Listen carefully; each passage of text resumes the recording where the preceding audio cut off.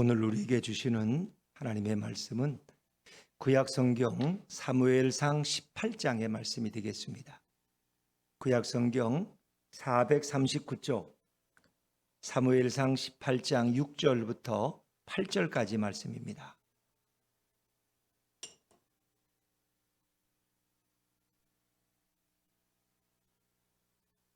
사무엘상 18장 6절부터 8절의 말씀, 우리 지난주의 말씀에 덧붙여서 8절을 덧붙여서 읽습니다. 우리 6절부터 8절까지 저와 여러분이 한 절씩 교독하십니다.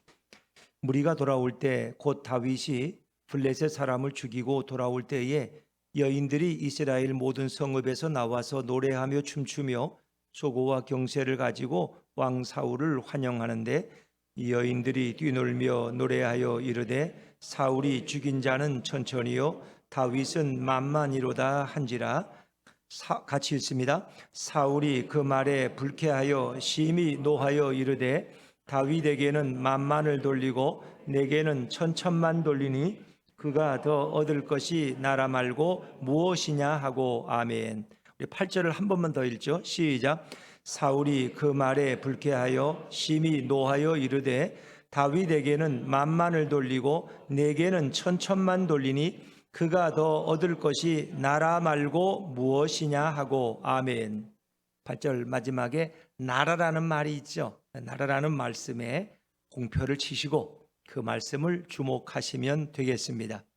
그래서 오늘 우리 설교의 주제는 나라입니다. 나라. 자, 이제 우리는 6월 마지막 주일에 섰고 또 전반기의 마지막입니다. 2022년도 우리가 신년을 맞이하면서 새롭게 다짐했는데 벌써 절반이 지나갔죠.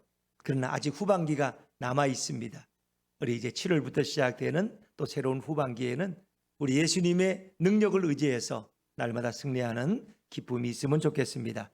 우리 좌우의 분들과 한번 인사하시죠. 후반기에는 예수 이름 의지하여 승리합시다. 시작. 후반기에도 예수 이름 의지하여 승리합시다. 네, 감사합니다. 자, 어제 같은 또 6.25 72주년 기념일이었는데 6.25는 우리에게 엄청난 피해를 입힌 긴 전쟁이었습니다. 그런데 역사에 우리가 기억하면은 6.25의 버금가는, 아니 그 이상의 고통을 안겨주던 전쟁이 있는데 그게 임진왜란입니다. 지금으로부터 오래전이죠. 1592년 왜구가, 지금으로 하면 일본이죠. 왜구가 수많은 배를 앞세우고 부산을 통해서, 남쪽을 통해서 우리나라를 침입해 오고, 그리고 전 백성에게 7년 동안 이 전란의 고통 속에서 온 백성이 신음해야 했던 그런 전쟁이 임진왜란이었습니다.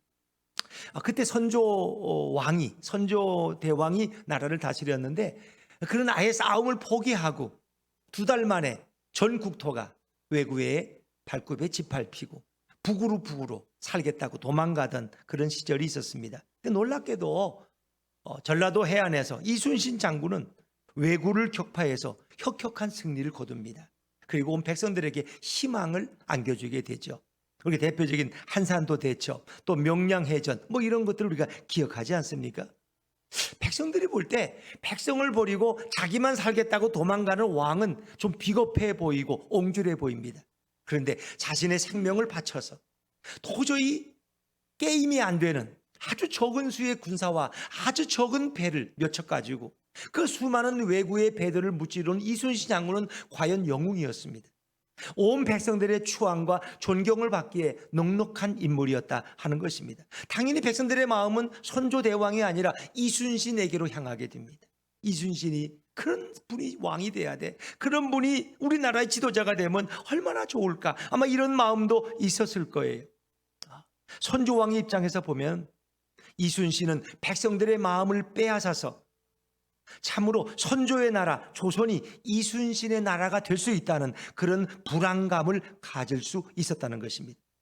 그래서 선조에게는 이순신의 승전보가 이번에도 무슨 해전에서 승리했습니다. 왜적 30척을 무찌르고 몇백 명을 황포했습니다. 이게 별로 반갑지 않은 거야. 이순신이 또 이겼어? 왜? 그런 백성들이 또 이순신을 또 추앙하고 존경할 것을 뻔히 알았기 때문에. 그래서 그런 백성들의 마음이 이순신예로 향하고 있다는 것이 너무나 안타깝게 지켜볼 수밖에 없었습니다. 선조는 왕으로서 일본에게 나라를 빼앗기지 말아야 했고, 또 이순신을 따르는 백성들로부터도 나라를 지켜야 하는 속 좁은 비운의 조선 왕이었다 하는 것입니다. 자, 오늘 본문은 계속되는 전쟁의 이야기가 지속됩니다. 이스라엘 왕이었던 사울, 그는 초대 왕이었습니다. 그런데 그에 대한 오해가 많이 있습니다. 사람들은 사울 왕을 매우 무능력하고 실패한 왕이라고 생각하기 쉽습니다. 왜냐하면 그는 자기가 왕의 임무를 다하지 못해서 결국은 버림을 당하고, 어찌 보면 나라를 빼앗긴 그런 불행한 왕이 되어버렸기 때문입니다.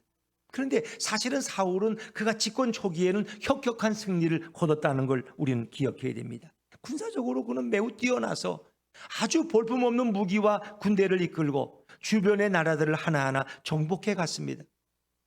사울이 사실은 왕으로 임명됐을 때 그 당시의 부족장들은 사울을 존중하지 않았습니다. 사울을 조소하고 비방하고, 저런 게 무슨 왕이야?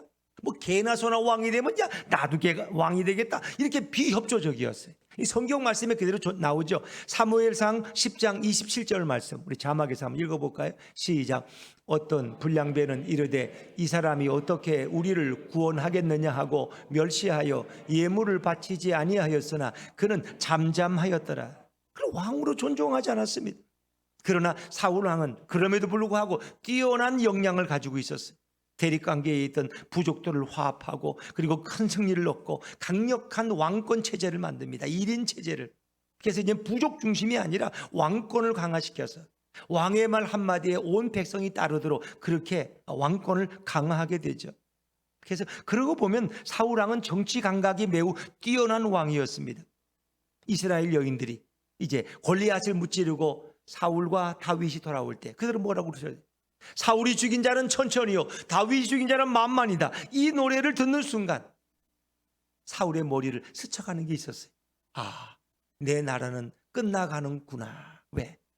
나는 천천히고 다윗은 만만이라면 이 나라는 결국 다윗의 나라가 되지 않겠느냐. 나라가 그에게 넘어가는 것 외에 무슨 일이 있겠느냐. 이미 사울은 그것을 감지했다는 거예요. 우리는 그것은 이제 촉이 밝은 사람. 그래서 뭐 전에 있던 어떤 동에 원로로 계신 그분을 뭐 촉이 밝은 대통령을 주로 뭐 예언한다고까지 그렇게 얘기하죠. 종종 방송에 나와서 뭐 누구는 별의 순간이 올 것이고 누구는 별의 순간을 잡지 못할 것이고 뭐 그런 이상한 말 하는 분이 있어요. 그 늙은 분. 근데 이제 그런 분들은 정치적인 촉이 있는 분이에요. 이제 그걸 무시할 수 없죠. 근데 어찌 보면 사울은 자신의 운명이 어떻게 될 것인가를 이미 알고 있던 사람이었어요. 그러면 나라가 결국 누구에게 가겠느냐 하는 것을 그는 깨달았다는 거죠. 자, 우리 8절을 한 번만 더 읽어볼까요? 8절입니다. 8절 시작. 사울이 그 말에 불쾌하여 심히 노하여 이르되 다윗에게는 만만을 돌리고 내게는 천천만 돌리니 그가 더 얻을 것이 나라 말고 무엇이냐 하고 그랬습니다. 이제 자신의 나라를 다른 사람에게 넘겨주어야 한다면 그것처럼 불행한 일이 어디 있습니까? 어찌 보면 사울이 그것 때문에 불쾌하게 여기고 분노하게 된 것은 어찌 보면 당연한 일일 것입니다. 그런데 다윗은 반대로 전쟁에 나갔다가 엄격결에 하나님을 의지하고 나갔다 승리를 했는데 아무것도 모르면서 왕으로부터 견제를 받아야 되고 사울의 분노를 받아야 되는 그런 처지가 되었던 것입니다. 사랑하는 여러분, 하나님께서 태초에 천지를 창조했을 때 그 나라는 인간이 통치하고 다스리는 그런 나라가 아니었습니다. 그 나라는 오직 하나님의 나라 그 하나밖에 없었습니다. 하나님은 하나님의 나라에서 진정한 왕이 되셨습니다. 그 하나님은 모든 것을 창조하시고 존재하도록 하셨습니다. 하나님 외에는 그 나라의 주인이 전혀 없습니다. 하나님께서는 자신의 나라를 창조하신 것입니다. 인간이 만든 나라는 영원한 나라가 아닙니다. 그런데 하나님의 만드신 하나님의 나라는 영원한 나라입니다. 하나님의 나라와 인간의 나라는 근본이 다릅니다. 하나님의 나라에서 인간도 창조하셨습니다. 그리고 하나님의 나라에서 그 인간에게 자신의 피조물들을 돌보도록 그 일을 위임하시고 맡기셨습니다. 그래서 인간을 가리켜서 만물의 영장이라고 말합니다. 하나님의 나라에서 인간을 창조하고 모든 피조물보다 더 뛰어나도록 하나님의 형상과 하나님의 모양을 담도록 인간에게 특혜를 주셨습니다. 그런데 어리석은 인간들은 하나님의 나라를 돌보고 다스리는 그 높은 지위를 거부합니다. 그리고 인간은 자신의 나라를 만들고 싶었어요. 자신의 나라를. 인간은 불순종해서 결국 하나님이 금하신 선악과를 따먹고 이렇게 타락의 길을 걷게 됐습니다. 인간에게 죄가 들어오고 말았습니다. 인간이 타락한 결과가 어떻게 됐습니까? 인간은 자신의 나라를 만들려고 했기 때문에 결국 인간은 자신의 나라를 갖고 자신의 나라를 지키고 자신의 나라를 남에게 빼앗기지 않고자 점점 더 흉포해지고 사악해지고 추악한 인물이 되어갑니다. 인간은 자신이 군주로서 자신의 나라를 빼앗기지 않으려고 친구도 때로는 살해하고 자신의 부모나 자식까지도 죽이는 자가 되어버렸습니다. 로마의 역사 보십시오. 바벨론의 역사 보십시오. 자기 부모를 죽이고 자기 자식을 죽인 건 한두 명이 아닙니다. 감히 내 자식이 내 정권을 탐하해? 아버지도 죽이고 자식도 죽이는 거예요. 그처럼 왕의 자리는 정말 비극적인 것입니다. 인간들은 자신의 나라를 지키기 위해서 친구도 가족도 모두 죽일 수 있는 자가 바로 타락한 인간의 모습입니다. 여러분, 사울은 사실은 베냐민 지파 출신입니다. 어찌 보면 처음부터 그는 왕이 될 자격조차 없던 인물인지도 몰라요. 왜? 이스라엘 12지파 가운데 베냐민 지파는 가장 왜소하고 약한 지파입니다. 그런데 이왕이면 강한 지파가 투표권도 많고 힘이 있지 않습니까? 영향력도 있고. 그런데 이 베냐민 지파 속에서도 사울의 집안은 가장 왜소한 집안이에요. 그게 명문 가문이 아니에요. 그러니까 처음부터 왕이 될 만한 자격과 조건을 가진 사람이 아니에요. 그런데 하나님은 사울을 선택해서 부르셔서 이스라엘 왕으로 삼으셨다는 것입니다. 자, 우리 사무엘상 9장 17절 말씀을 우리 자막에 한번 읽어볼까요? 사무엘상 9장 17절입니다. 시작. 사무엘이 사울을 볼 때에 여호와께서 그에게 이르시되 보라, 이는 내가 내게 말한 사람이니 이가 내 백성을 다스리리라 하시니라. 아멘. 그렇습니다. 하나님이 사울을 택한 것입니다. 근데 사울은 이스라엘의 왕으로 선택해 주신 그 하나님의 뜻을 잘 헤아리지를 못했습니다. 하나님이 우리에게 축복을 주실 때는 그 복을 어떻게 사용하라고 거기에 하나님의 뜻이 있다는 겁니다. 근데 그것을 잘 헤아리지를 못했어요. 그는 왕으로 성실히 사명을 감당하지 못했다는 것입니다. 오히려 자신의 나라를 공고히 하고 자신의 나라를 튼튼히 하고 자신의 왕국을 자신의 뜻대로 세우는 데만 집중했습니다. 자신의 나라, 자신의 왕국을 세우는 거예요. 목회자들이 타락하면 교회를 세우는 것이 아니라 자신의 왕국을 세우는 사람이 되어버립니다. 내가 왕 임기가 끝나면 다시 우리 아들이 왕이 돼야 되고 우리 손자가 왕이 돼야 되고 이만한 기업이 어디 있느냐. 교회를 기업으로 보면 그렇게 훌륭할 수가 없어. 순종 잘하고 교인이 10,000명, 20,000명 되면은 그 헌금도 어마어마하고 재벌 회장보다 더 멋진 대우를 받으며 살아갈 수 있는 자리가 어찌 보면 교회의 담임 목사 자리인지도 몰라요. 하나님의 교회를 세워가야 되는데 나의 왕국을 세운다면 주님이 얼마나 섭섭하게 여기실까. 너는 너의 나라를 세우고 있구나. 나의 나라를 부수어버리고. 어찌 보면 사울 왕이 이런 길을 가고 있었다는 것입니다. 어느새 사울은 어리석고 교만해서 하나님의 뜻을 거부하고 자신의 왕국을 만들어가고 있었습니다. 그럴 때 그에게 기름 부었던 사무엘 선지자가 와서 하나님의 뜻을 전했습니다. 왕이 이렇게 하시면 하나님이 당신을 버리실 겁니다. 그런데 감히 건방지게 어디 선지자가 왕에게 와서 그는 그걸 거부합니다. 근데 그에 비하면 다윗이 훌륭한 건 거기에 있는 거예요. 그가 통일 이스라엘의 왕이 되었지만은 나단 선지자가 와서 그에게 책망할 때 그는 물불 끓고 회개하고 눈물을 흘렸다는 것입니다. 그러니까 사울이나 다윗이나 인간적으로 보면 사울이 더 훌륭해. 인간적인 조건도 더 키가 그냥 얼마나 큰지 더 남자답고. 그런데도 다윗은 하나님이 꾸지람해 하실 때 그는 겸손히 회개하고 자기의 길을 바꿨다는 것입니다. 이게 사울과 다윗의 차이예요. 사울 왕은 이스라엘을 하나님의 뜻대로 다스리지를 않았습니다. 자신의 뜻대로 다스렸기 때문에 하나님은 진노하셨고 더 이상 나라를 그에게 맡기실 수가 없었어요. 자, 우리 사무엘상 13장 13절과 14절 말씀, 우리 자막에서 한번 좀 길지만 천천히 한번 같이 읽어보죠. 시작. 사무엘이 사울에게 이르되 왕이 망령되이 행하였도다. 왕이 왕의 하나님 여호와께서 왕에게 내리신 명령을 지키지 아니하였도다. 그리하였더라면 여호와께서 이스라엘 위에 왕의 나라를 영원히, 지금은 왕의 나라가 길지 못할 것이라. 여호와께서 왕에게 명령하신 바를 왕이 지키지 아니하였으므로 여호와께서 그의 마음에 맞는 사람을 구하여 여호와께서 그를 그의 백성의 지도자로 삼으셨느니라 하고 아멘 그랬습니다. 사울 왕은 이스라엘을 자신의 나라로 만드는 죄를 범했어요. 자신의 뜻대로 다스리는 자가 되고자 했어요. 그래서 백성들이 전쟁이 끝나고 돌아올 때 백성들이 사울은 천천히요 다윗은 만만이라고 하니까, 왜? 그 소리는 이스라엘의 승리에 대한 찬양인데, 축가인데 그걸 듣지 못하고 자신의 안정과 자신의 통치와 자신의 왕권이 허물어지기 쉽다는 그런 우려 때문에 그런 분노했어요.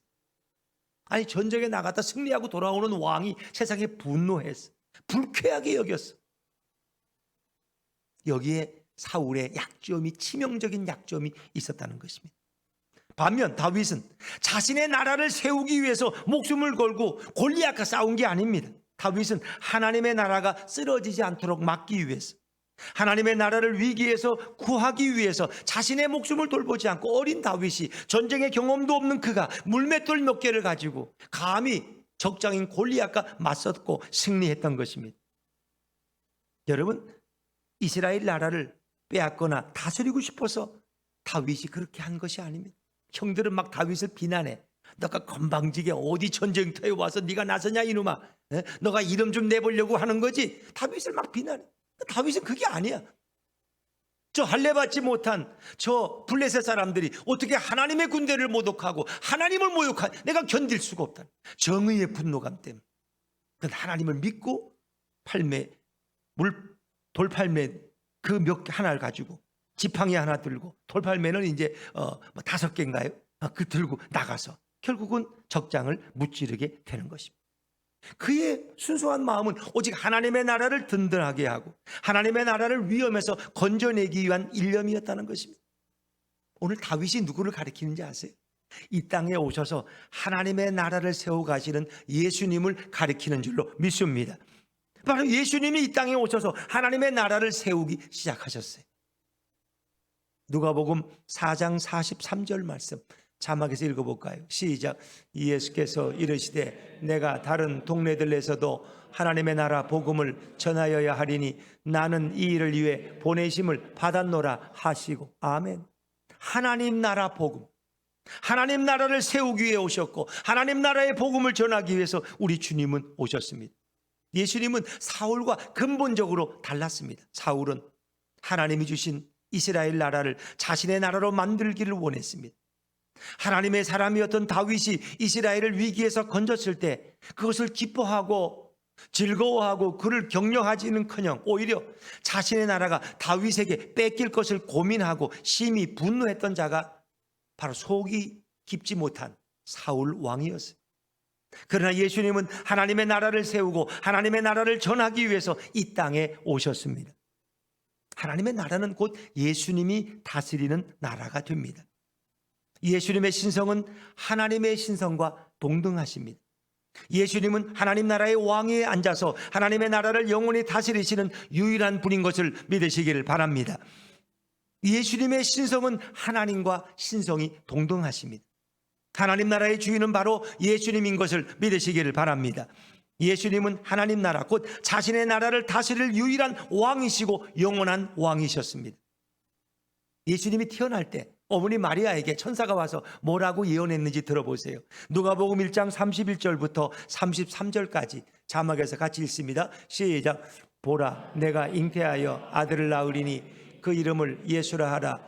그가 큰 자가 되고 지극히 높으신 이의 아들이라 일컬어질 것이요 주 하나님께서 그 조상 다윗의 왕위를 그에게 주시리니 영원히 야곱의 집을 왕으로 다스리실 것이며 그 나라가 무궁하리라.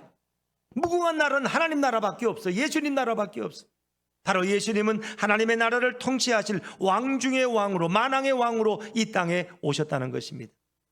그 나라가 무궁하고 그 나라의 왕위를 가지고 친히 예수님이 다스리게 됩니다.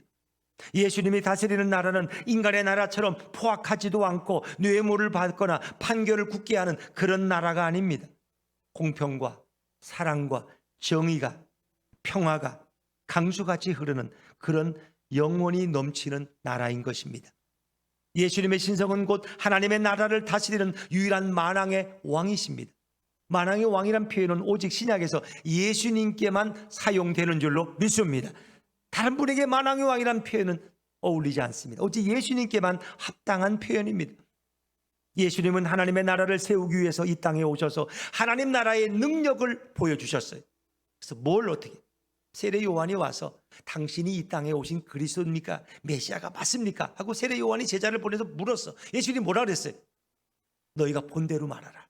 소경이 눈을 뜨고 안진뱅이가 걸어가며 죽은 자가 일어나고 복음이 전파되고 귀신이 떠나가는 것을 가서 보인 대로 말하라. 그게 바로 하나님의 능력이었어요. 예수님은 귀신을 내쫓고 병자를 치료하고 죽은 나사를 살리시고 소경의 눈을 뜨게 하시고 안진뱅이를 일으키셨어요. 그것이 바로 하나님의 나라가 이 땅에 왔다는 증거요, 표적이었다는 것입니다.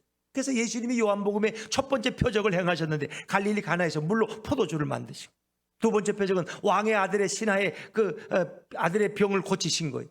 세 번째 표적은 또 풍랑을 잔잔케 하시고, 그리고 또 오병이어의 기적을 통해서 5천 명이 넘는 사람들을 먹이셨어요. 그 다음 표적은 죽은 나사로를 살리셔내셨어요. 이런 모든 것은 하나님의 나라가 여기에 임했다는 것입니다. 그리고 예수님이 그 하나님 나라의 주인으로, 왕으로 오셨음을 선포하는 것입니다.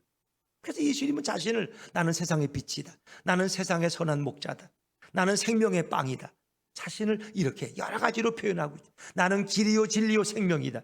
그렇습니다. 이거는 예수님만이 하실 수 있는 표현입니다.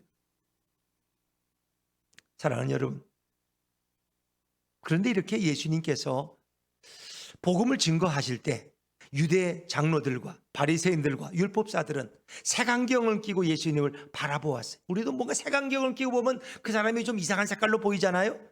그래서 예수님을 뭐라고 했느냐? 귀신들의 대장이다. 곧 마귀라고 하는 사탄을 힘입어서 지금 귀신을 내어줬는데 이렇게 하고 비방했어요. 예수님. 이게 말도 안 되는 얘기죠. 예수님을 그래서 귀신의 왕이라고, 바알세불에게 붙잡힌 자라고 백성들을 선동했던 자들이 바로 바리새인 서기관들이, 예수님에 대한 질투심 때문에, 그를 그리스도로 메시아로 받아들일 수 없었기 때문에. 자, 누가복음 11장 14절 15절 말씀 한번 자막에서 또 읽어볼까요? 같이 읽죠. 시작. 예수께서 한 말 못하게 하는 귀신을 쫓아내시니 귀신이 나가매 말 못하는 사람이 말하는지라 무리들이 놀랍게 여겼으나 그 중에 더러는 말하기를 그가 귀신의 왕 바알세불을 힘입어 귀신을 쫓아낸다 하고. 세상에, 어떻게 예수님이 귀신의 왕 바알세불의 힘을 빌어서 귀신을 또 쫓아내? 그 귀신이 귀신을 쫓아내면 그 나라는 망하는 거 아닙니까? 이거 말도 안 되는 거죠. 예수님은 여러 이적을 행할 때마다 예수님이 전하는 나라를 마귀의 나라라고 그들은 비난했습니다. 자, 예수님은 이 땅에 내려오셔서 백성들의 마음속에서 잊혀진 하나님의 나라를 다시 회복하고자 하나님의 나라가 임했다는 복음을 전하십니다. 그리고 하나님의 나라가 임할 때 귀신이 쫓겨나가는 것을 직접 보여주셨습니다. 그리고 예수님은 자신을 비난하는 자들을 향해서 귀신을 쫓아내면 귀신의 나라를 어떻게 세우겠냐고 분명히 잘못을 지적하십니다.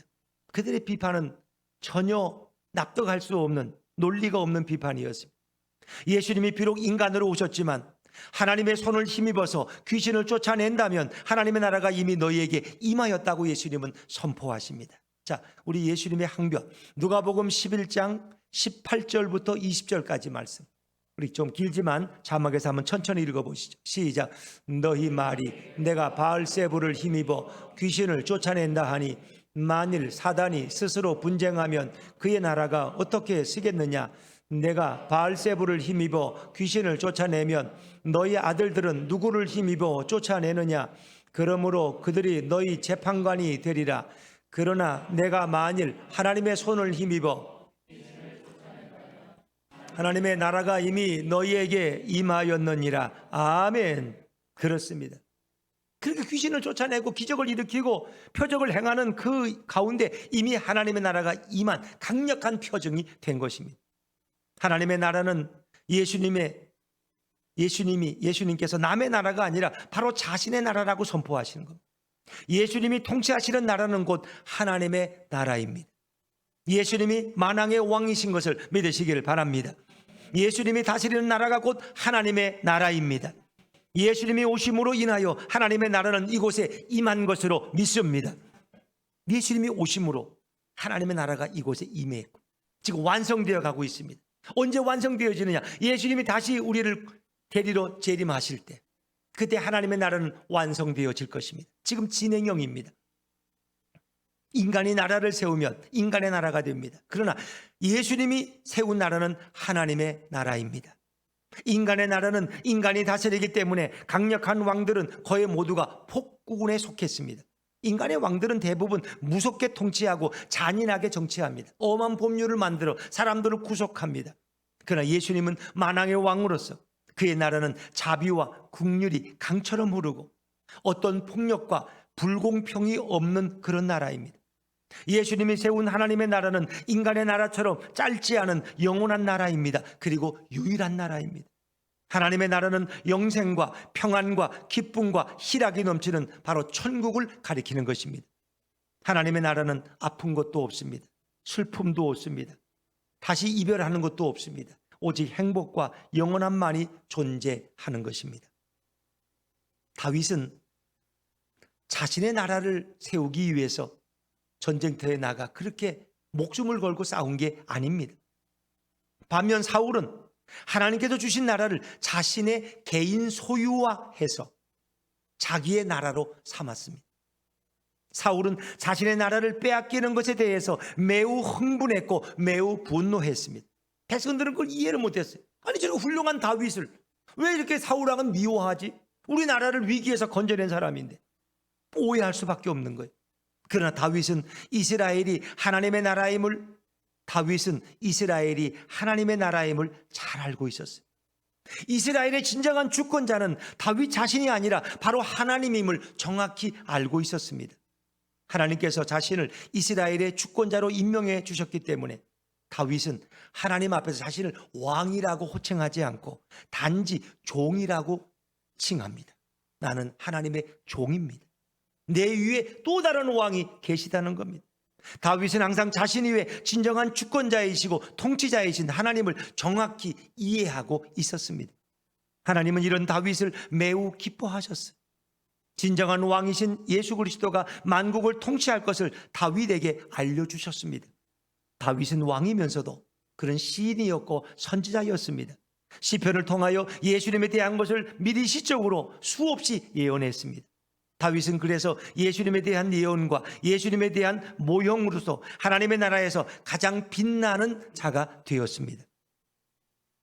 한편 사울 왕은 이순신이 백성들에게 존경과 신망을 얻는 것이 왕으로서 백성들을 통치할 때 정치적으로 얼마나 위험하고 고통스러운지 잘 알고 있었습니다. 인간의 왕이란 다 그런 거예요. 인간의 왕은 자신의 신하가 너무 못해도 속상해 죽어. 근데 신하가 너무 잘해도 견제해야 되는 한계성이 있다는 것입니다. 이게 참 안타까운 거예요. 그게 대통령이 힘든 거예요. 아랫사람이 너무 잘하면 인기가 다 글로 가고 너무 못하면 또 맨날 욕먹느라고 또 정신없고. 사울왕이나 선조는 공통점이 많아요. 그래서 모두 다윗과 이순신이 자신의 나라를 빼앗는 것이라고 생각해서 분노하고 미워했어요. 선조도 이순신을 그렇게 미워했어요. 감옥에 보내서 오죽했으면. 전쟁 중에 장수를 감옥에 보내는 그런 나라가 어디 있어요, 세상에. 에? 사울왕은 다윗을 자신의 사위로 삼았으면서도 몇 번이나 창을 던져 죽이려고 했습니다. 여러분, 그러나 진정한 왕이신 예수님은 그렇지 않습니다. 예수님 앞에 나오는 자들은 예수님이 세운 나라에서 영원히 살게 되고 아프지 않게 되고 늘 기쁨과 희락이 넘치며 저주와 질병도 없는 하나님의 나라에 살게 될 줄로 믿습니다. 우리는 부분적으로 그 나라를 경험하며 살아갑니다. 어떤 가정에 하나님의 나라가 임할 수 있습니다. 어떤 직장에 하나님의 나라가 임할 수 있습니다. 그런 의미에서 교회는 하나님의 나라의 상징인 것입니다. 누구든지 예수님의 나라, 곧 하나님의 나라에 들어가는 자는 평화와 보호가 평생 동안 함께합니다. 영원한 천국에 들어갑니다.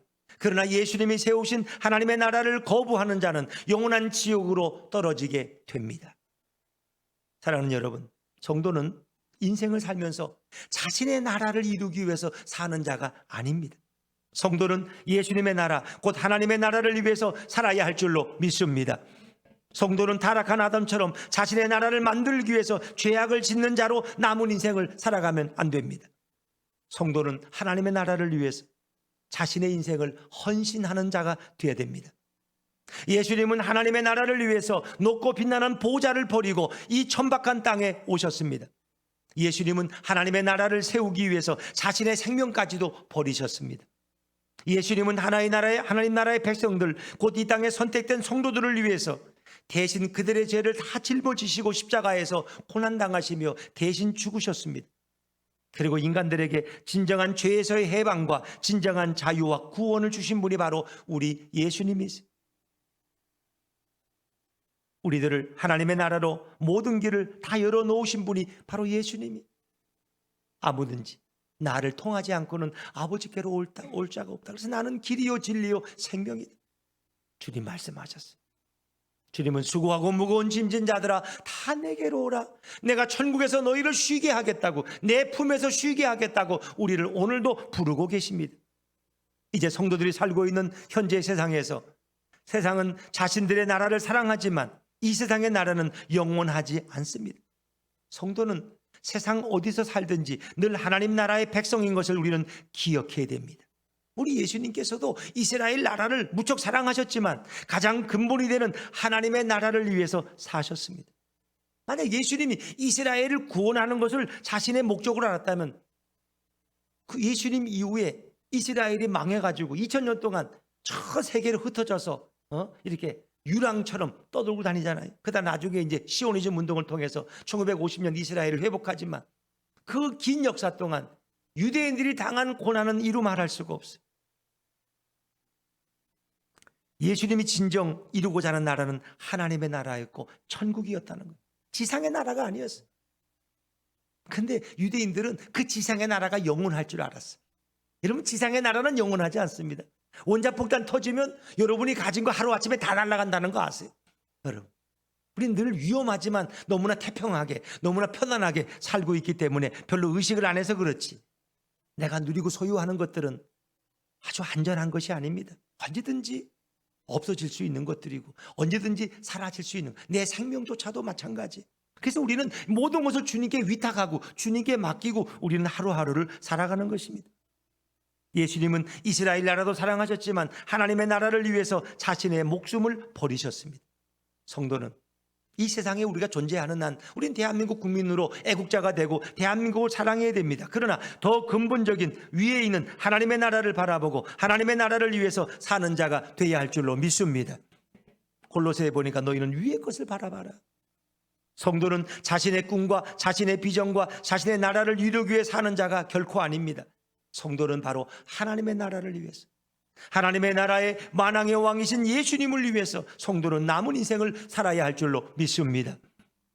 이 세상에서도 독립유공자에게 훈장을 줍니다. 이틀 전에 보니까 6.25 참전 용사들, 해외에서 이렇게 우리나라 6.25에 왔다가 상위 군인이 되고 헌신하시고 지금 연세가 뭐 다 80, 90이 넘은 분들, 100세가 되시는 분들 초청해서 그분들에게 상패를 드리고 공로패를 드리고 대통령이 그분들 앞에 90도로 절하잖아요. 왜? 너무 고마운 분들이. 여러분, 나라를 위해서 애쓴 이런 분들은 늘 우리가 감사해야 돼. 그분들이 없었다면 어떻게 우리가 예배드리고 이렇게 자유롭게 생활할 수 있겠어요? 마찬가지. 하나님 나라를 위해서, 예수님을 위해서, 복음을 위해서 애쓰고 힘쓴 자들은 하나님의 나라에서 영원히 기념하고 영원한 상급을 주실 줄로 믿습니다. 성도의 남은 인생은 자신의 인생을 살기 위해서 발버둥 치는 자가 아닙니다. 이 세상의 나라가 성도에게 모든 것이라면 우린 이 세상의 나라를 위해서, 자신의 인생의 나라를 위해서, 자신의 꿈의 나라를 위해서 자신의 모든 것을 희생하는 것이 옳지만 성도에게 영원한 나라는 하나님의 나라밖에 없는 줄로 믿습니다.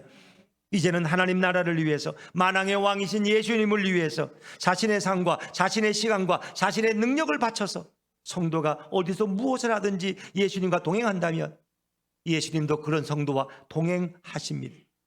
그리고 예수님은 그런 성도를 천국으로 인도하시고 천국에서도 영원한 평안과 기쁨과 만족을 주실 것입니다. 성도란 자신의 꿈의 나라를 위해서, 자신의 욕망을 위해서 사는 자가 아닙니다. 성도란 예수님을 위해 사는 자가 바로 성도입니다. 타락한 인간들은 사울왕처럼 자신만을 위해서 인생을 살아갑니다. 자신의 꿈과 자신의 욕망과 자신의 쾌락을 위해서, 자신의 부귀영화만을 위해서 사는 자는 결단코 천국에 들어갈 수 없습니다.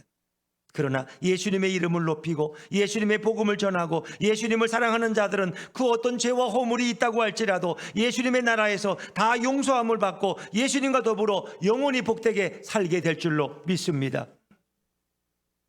이 세상에서 돈과 건강과 성취는 예수님을 섬기는 도구가 되어야 합니다. 만약 이 세상에서 돈과 건강과 성취가 자신의 인생의 목적이 되고 예수님을 자신의 인생의 목적을 위한 도구와 방편쯤으로, 액세서리쯤으로 그렇게 예수님을 이용하는 자들은 결단코 천국에 들어갈 수 없습니다. 그런 자들은 아무리 의롭게 구제하며 살아도 하나님의 나라에 단 한 걸음도 들어가지 못하고 영원한 지옥으로 떨어질 수밖에 없습니다. 우리 누가복음 18장 17절 마지막으로 성경 한번 읽습니다. 누가복음 18장 17절입니다. 시작. 내가 진실로 너희에게 이르노니 누구든지 하나님의 나라를 어린아이와 같이 받아들이지 않는 자는 결단코 거기 들어가지 못하리라 하시니라. 아멘. 어린아이같이 겸손한 마음으로, 순진무구한 마음으로 주님만을 의지하고 주님께 내 모든 인생을 맡기는 그런 삶을 가리킬 것입니다. 우리는 인생을 혼자 사는 바보가 돼서는 안 됩니다. 우린 인생을 예수님과 함께 살아갈 때 가장 행복한 삶을 살아갈 수 있습니다.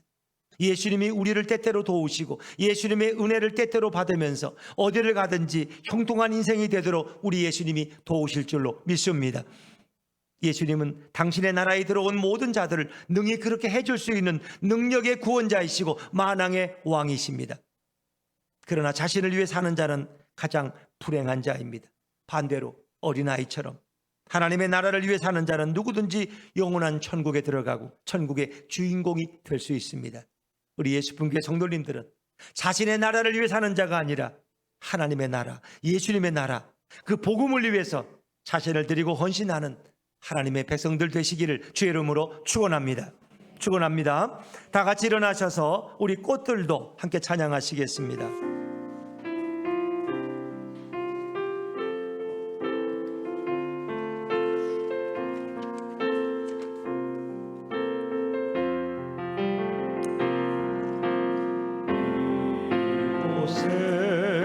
생명샘 솟아나 눈물 고작 지나갈 때에 너잖아 열매 맺히고 웃음소리 넘쳐나리라.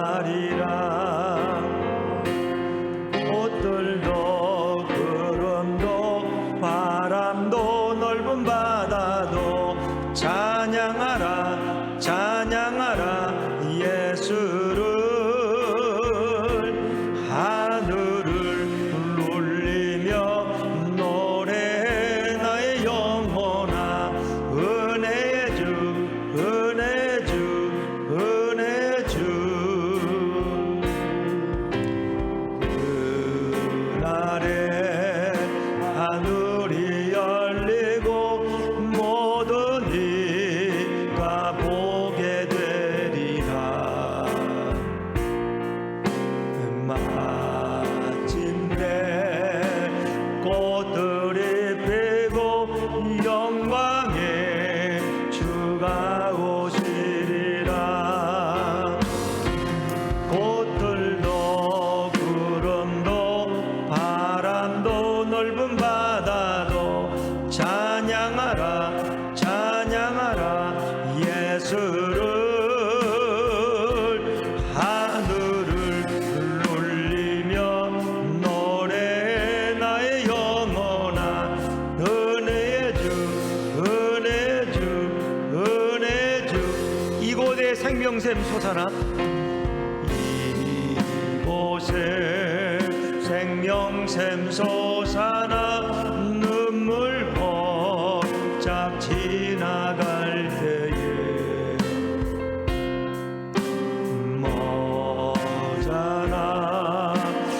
열매 맺히고 웃음 소리 넘쳐나리라. 꽃들도 구름도 바람도 넓은 바다도 찬양하라 찬양하라 예수를. 하늘을 울리며 노래해 나의 영혼아. 은혜의 주 은혜의 주 은혜의 주. 그날에 하늘이 열리고 그날에 하늘이 열리고 모든 이